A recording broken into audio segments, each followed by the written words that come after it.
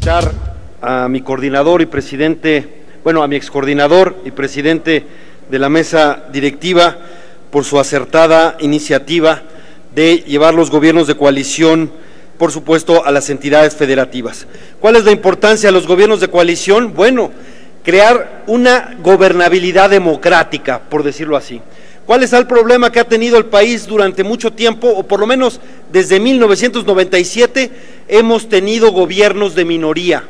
Y esos gobiernos de minoría han dificultado los acuerdos, han hecho que estos sean pues de distinto calado y que no haya la suficiente fuerza, digamos, para implementar grandes acuerdos importantes. Por supuesto, no obvio decir que al inicio de este gobierno se intentó hacer, no por gobiernos de coalición, sino por un acuerdo de voluntades en una coyuntura que es el Pacto por México, pero ya no está, precisamente porque era de coyuntura, de voluntades. Ya haremos el balance cada quien, creo que ahorita no es el momento de hacerlo, yo tengo mi opinión sobre este balance, pero bueno, el caso es que ya no está ese acuerdo que propició algunas reformas importantes, aunque también polémicas. Entonces, ¿en qué consisten? Pues en que haya un plan de gobierno asumido por la mayoría de un Congreso, eso es importante. ¿Cuál es el objetivo con el que se forma el gobierno de coalición?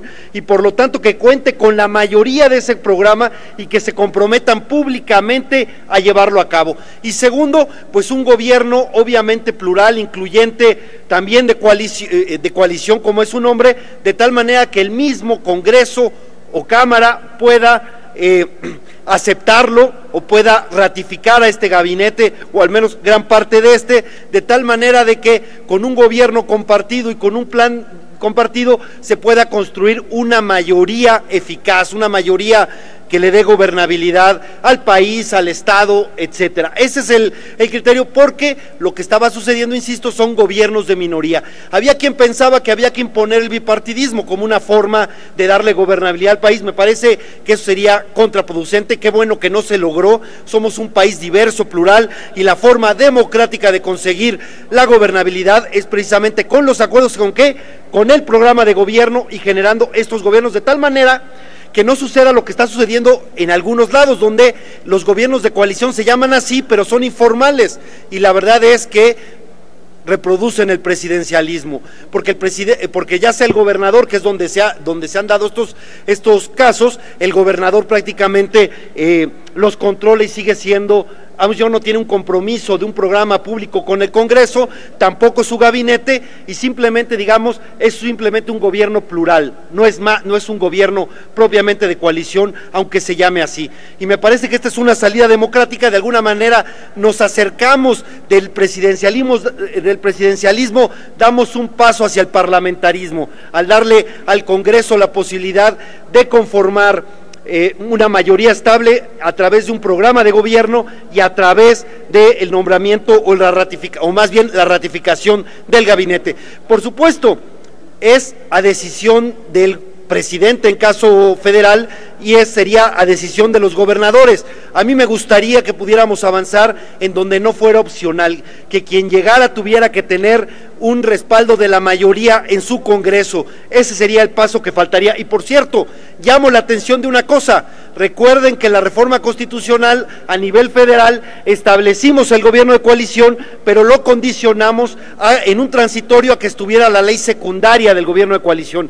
La ley secundaria todavía no está hecha, y si no hacemos esa ley secundaria, claro, podría ser la nueva legislatura, entonces habremos hecho una bonita figura, pero no tendría posibilidad de implementarse.